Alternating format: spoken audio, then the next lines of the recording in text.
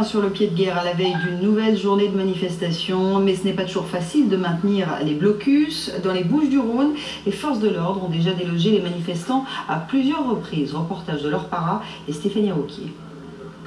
11h30, les forces de l'ordre quittent le lycée technologique de Luynes sous les applaudissements des lycéens, soulagés de les voir partir après une matinée tendue. Quand on a essayé de fermer la grille, on s'est fait marcher sur les doigts, donner des coups de poing dans les doigts, donner des coups de dog dans les doigts.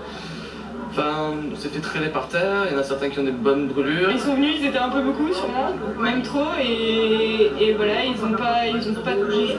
Ouais, ils nous ont fait bouger au début, ils ont frappé quelques personnes.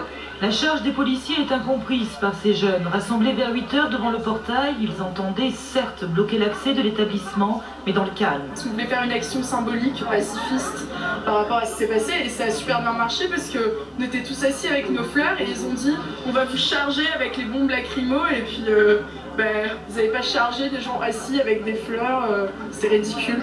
Ces images filmées avec les portables des jeunes donnent une idée de la façon dont les policiers ont délogé, cassé le sitting. Après 2 semaines de blocage, ce qui s'est passé ce matin n'a pas altéré la motivation des lycéens. Ils seront présents dans la manif demain pour dénoncer les suppressions de postes dans l'éducation nationale.